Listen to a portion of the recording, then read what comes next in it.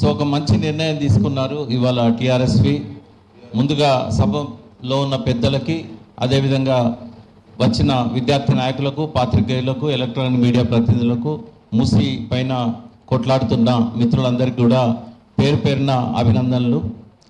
So TRS విద్యార్థి విభాగమే కదా, విద్యార్థి విభాగం తీసుకున్న ఈ నిర్ణయం చాలా సంతోషకరం. వెనుకడ మేము చిన్నప్పుడు పాటలు పాడుకునేది, విద్యార్థులు సమసమాజ నిర్మాతలురా, విద్యార్థులు దేశ భావి నిర్ణేతలురా.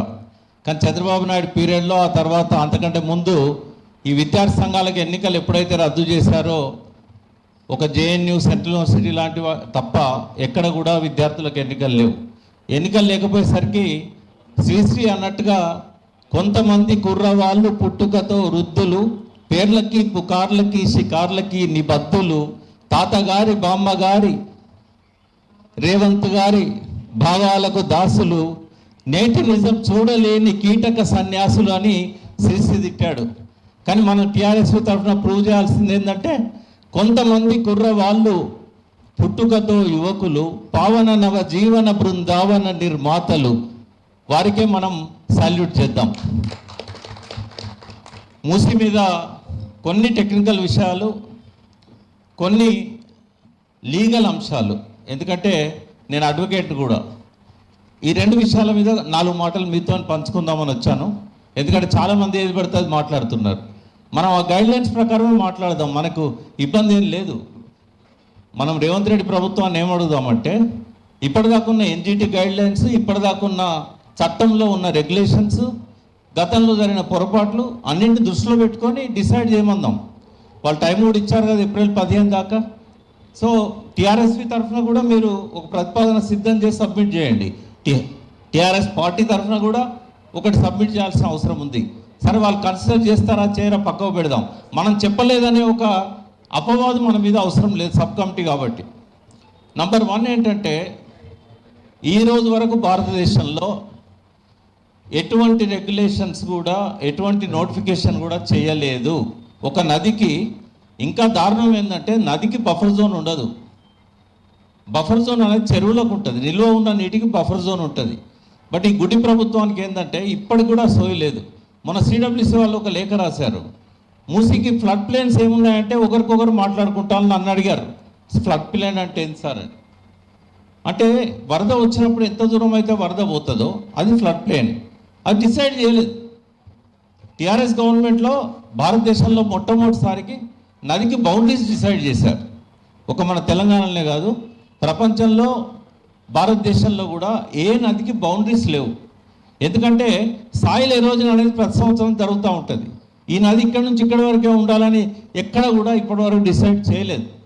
అదొక పొరపాటు అది. ఎందుకంటే నదికి కూడా ఫారెస్ట్కి ఉన్నట్టు బౌండరీస్ ఉండాలి, గవర్నమెంట్ ఆఫీసెస్కి ఉన్నట్టు, రోడ్లకు ఉన్నట్టు బౌండరీస్ ఉండాలి, మన ఇళ్ళకు ఉన్నట్టు ఉండాలి.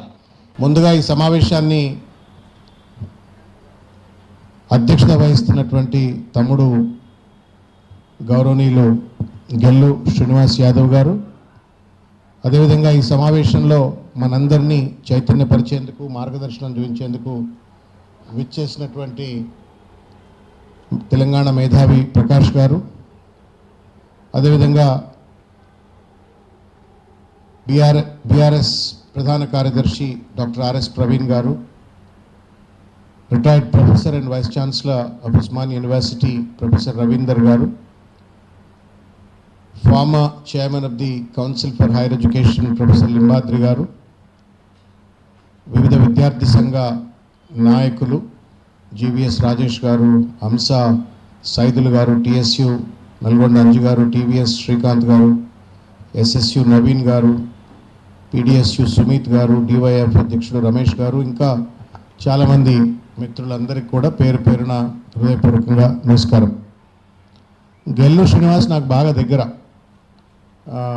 తెలంగాణ ఉద్యమం నుండి బాగా దగ్గర. ఇవాళ ఈ మీటింగ్ చూస్తుంటే అప్పుడెప్పుడో ఏళ్ల కింద తెలంగాణ ఉద్యమంలో ఉస్మాన్ యూనివర్సిటీలో మా సత్య తర్వాత గౌతమ్ ఉన్నాడా గౌతమ్, ఇంకా చాలామంది తుంగబాలు, వీళ్ళందరితో అప్పుడు స్వామి వీళ్ళతో మీటింగులు పెట్టుకుంటుంటే అది గుర్తొస్తూ ఉంది. ఇప్పుడు మూమెంట్లో ఎట్లయితే విద్యార్థులను కలిసి మమేకమై ఉద్యమంలో మమేకం చేయడం కోసం పెట్టుకున్న మీటింగ్లన్నీ కూడా ఇప్పుడు గుర్తొచ్చింది. I thank Gellu to have called me this meeting. అయితే గెల్లుకేదో కోపం కూడా ఉన్నట్టుంది. ప్రవీణ్ అనే ఫైరు, ఆయన స్పార్క్లింగ్ స్పీచ్. ఇది అయినాక నన్ను మాట్లాడమంటున్నాడు. మీకు కడుపులో ఆకలి అవుతుంది, నాకు కూడా అవుతుంది. కొద్ది 2 నిమిషాలు నేను బహుశా what ever the little thoughts that I have I will try to share with you. ముందుగా హనుమత్ జయంతి శుభాకాంక్షలు. హనుమాన్ అంటే ఒక భరోసా, ఒక ధైర్యం, ఒక పోరాటం. అసాధ్యమైనటువంటి దాన్ని సుసాధ్యం చేస్తాడు హనుమంతుడు. మీరు కూడా హనుమంతుడు లెక్క ఇవాళ హనుమత్ జయంతి నాడు తయారైంది. సీతమ్మను కాపాడడం కోసం ఆయన కంకణబద్ధుడైతే రాముడి వెంట, మీరు కేటీఆర్ వెంట మూసీ బాధితులను కాపాడుతున్న కోసం అని చెప్పని తయారైనరు. మీకు హనుమంతుడి అంత బలం మీకు కలగాలని చెప్పని నేను కోరుకుంటున్నా. ఎట్లయితే సీతమ్మను కాపాడిండో హనుమంతుడు, మీరు కూడా రాముడికి అండగా నిలబడి రావణుడిపై విజయం సాధించిండో, మీరు కూడా ఈ రావణుడు లెక్క వ్యవహరిస్తున్న రేవంత్ రెడ్డిపై విజయం సాధించాలని, అదేవిధంగా మూసీ బాధితులను ఆదుకోవాలనేటువంటి శక్తి మీకు కలగాలని చెప్పని కోరుకుంటా ఉన్నాను. ముందుగా ఒక విషయాన్ని నేను ఐ విష్ టు క్లారిఫై. దురదృష్టం ఏంటంటే, ఎప్పుడైతే ఈ మూసీ ప్రాజెక్ట్ సంబంధించినటువంటి ఒక అంశాన్ని ముందుకు పట్టుకొచ్చినప్పుడు రేవంత్ రెడ్డి గారు చాలా తెలివైనటువంటి క్రూరుడు, అతి తెలివైనటువంటి క్రూరుడో మూర్ఖుడో ఏదో ఒకటి. మనం మూసీ బాధితుల పక్షాన మనం మాట్లాడుతుంటే అసలు మూసీ బాగు చేయాలన్నా వద్దా అని అడుగుతున్నాడు. మనమేమో మూసీ బాధితుల జీవితాలను కాపాడరా నాయన, నువ్వు ఏమన్నా చేయగానే మూసీ బాధితులను కాపాడని మనం అంటున్నాం. ఆయన ఏమంటున్నాడు, అసలు నేను మూసీగా రివైవ్ చేయాలన్నా వద్దా, మూసీకి మద్దతుదారులా వ్యతిరేకదారులా అని చెప్పని మూసీకి మనకు మధ్యన పంచాయతీ పెట్టినట్టుగా ఒక చిల్లర డిఫ్లెక్షన్ టాక్టిక్స్ అంటారు ఇవి రాజకీయాల్లో. If you cannot convince the people, you confuse the people అని చెప్పని Revanth Reddy is trying to confuse the people. అసలు ఏందో ఇక్కడ కూర్చున్న గెలు శ్రీనివాస్ యాదవ్, సత్య, తుంగబాలు వీళ్ళంతా కూడా తెలంగాణ బీఆర్ఎస్పీ విద్యార్థులు, పీడిఎస్పీ విద్యార్థులు, వీళ్ళంతా కూడా అసలు మూసీనే బతకొద్దు అంటున్నారు, మూసీని చంపాలని చూస్తున్నారు అని చెప్పని ఒక తప్పుడు ప్రచారం చేస్తున్నాడు. వాస్తవానికి ఇక్కడ కూర్చున్న మనమైనా, లేకపోతే గెలు శ్రీనివాస్ యాదవ్ అయినా, లేకపోతే బీఆర్ఎస్ పార్టీ అయినా, Musi revival, we are for Musi revival. మిత్రులారా, చాలా విలువైన విషయాలు ఈరోజు ఇక్కడ చర్చించడం జరుగుతూ ఉన్నది. మరి ఈరోజు కేవలం ఒక 10,000 కుటుంబాలకు మాత్రమే నష్టం జరుగుతుంది అని గౌరవ ముఖ్యమంత్రి రేవంత్ రెడ్డి గారు పదే పదే ప్రస్తావిస్తూ ఈ మూసీ సుందరీకరణలో జరగబోతున్న కొలేటరల్ డ్యామేజ్, అంటే ప్రజల జీవితానికి నష్టం ఏదైతే జరుగుతుందో ఆ నష్టం చాలా చిన్నదిగా చూపిస్తూ తెలంగాణకు లక్షల కోట్ల సంపద రాబోతుంది అని చెప్పి ఏదైతే ప్రచారం చేస్తున్నారో ఆ ప్రచారం కేవలం లక్షల కోట్ల రూపాయలు దండుకోవడానికి చేస్తున్న ప్రచారమే అని చెప్పి ఆధారాలతో సహా మరి ఈరోజు నిరూపించే ప్రయత్నం ఇక్కడ విద్యార్థి సంఘాల ద్వారా జరుగుతున్నది. చాలా ఆనందంగా ఉన్నది. నిజానికి ఎప్పుడూ విద్యార్థి సంఘాలు ఈ విధమైన రౌండ్ టేబుల్ సమావేశాలు పెట్టాల్సి ఉండే. కేవలం మూసీ సుందరీకరణ మీద మాత్రమే కాదు, గాజాలో జరుగుతున్న యుద్ధం మీద కూడా రౌండ్ టేబుల్ పెట్టాల్సి ఉండే.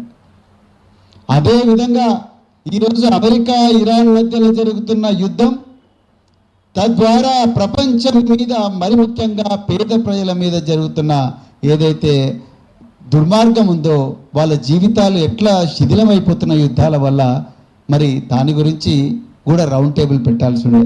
6 గ్యారంటీల మీద కూడా విద్యార్థి సంఘాలు రౌండ్ టేబుల్ పెట్టాల్సి ఉండే.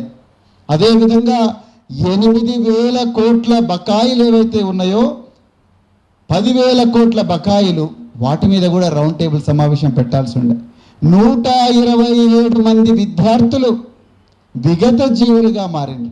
నా బిడ్డలు చాలా గొప్పగా డాక్టర్లు అవుతారు, ఇంజనీర్లు అవుతారు, ప్రొఫెసర్లు అవుతారు అని చెప్పి తల్లిదండ్రులు, మనం ఈరోజు ఏ పేద ప్రజల ఇళ్ళైతే కూలిపోబోతున్నాయో ఆ కుటుంబాల నుంచి విద్యాలయాలకు వచ్చిన బిడ్డలు శవాల ఇంటికి తిరిగి వస్తున్నప్పుడు దాని మీద కూడా మనం చేయాల్సి ఉండే. లేట్ అయినా పర్వాలేదు, ఈరోజు ఒక కీలకమైన సమస్యను మీరందరూ కూడా తీసుకున్నందుకు చాలా చాలా ధన్యవాదాలు, మరి అభినందనలు. మరి మనందరూ వెనక ఉండి నడిపిస్తున్న మరి పెద్దలు కేటీఆర్ గారు కేసీఆర్ గారు, వారికి కూడా నేను హృదయపూర్వక ధన్యవాదాలు తెలుపుతా ఉన్నా. మిత్రులారా, నిజంగా ఈరోజు తెలంగాణలో ఫ్యాసిస్ట్ పాలన నడుస్తూ ఉన్నది. అదేదో పాత రోజుల్లో మన యూనివర్సిటీలో రూమ్ నెంబర్ 57లోనో లేకపోతే ఠాగూర్ ఆడిటోరియంలోనో లేకపోతే ICSSR హాల్స్లో మాట్లాడుకునే భాష కాదు ఇది. ఇది వాస్తవం. 2023లోనే ఈ 5 లక్షల కోట్ల రూపాయలను తినడానికి భారీ కుట్ర జరిగింది. మీరు ఒక్కసారి మంత్రివర్గ విస్తరణ చూడండి. ఈరోజు గౌరవ ముఖ్యమంత్రి తన దగ్గర ఏ శాఖలు పెట్టుకున్నాడు మీరు చూడండి. రేవంత్ రెడ్డి గారే ముఖ్యమంత్రి, సాధారణ పరిపాలన వారి చేతిలోనే ఉంది, హోమ్ మినిస్ట్రీ కూడా వారి చేతిలోనే ఉంది, అదేవిధంగా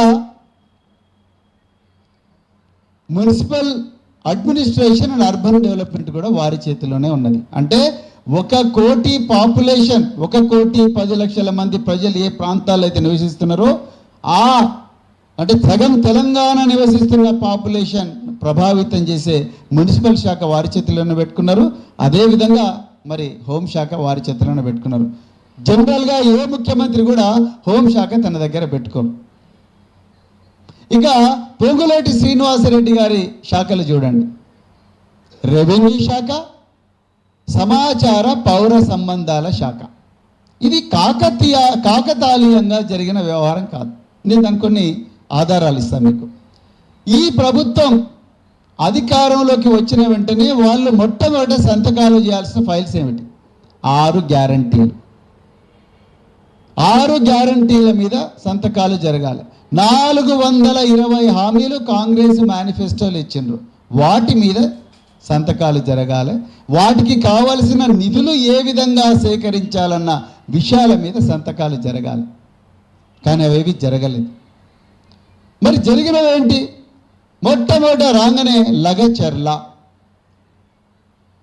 బల్లులు కూడా గుడ్డు పెట్టని భూములను 100 సంవత్సరాల నుంచి రాత్రింబవళ్ళు గిరిజన బిడ్డలు వాళ్ళు కాయకష్టం చేసి నడుములు వంచుకొని మరి పాములు గుట్టినా తేళ్లు గుట్టినా కొడవళ్ళతోని గడ్డపారలతోని వ్యవసాయం చేసి ఆ భూములను చదును చేసుకుంటే పోతనే దాదాపు 2,000 ఎకరాలు 3,000 ఎకరాల భూములు ఫార్మాసిటీ అని తన అల్లుడికి సృజన్ రెడ్డికి కట్టబెట్టడానికి లగచర్ల భూముల దోపిడీ. ఇక దాని తర్వాత ఇంకో దగ్గర భూముల దోపిడీ, ఇంకొక దగ్గర భూముల దోపిడీ.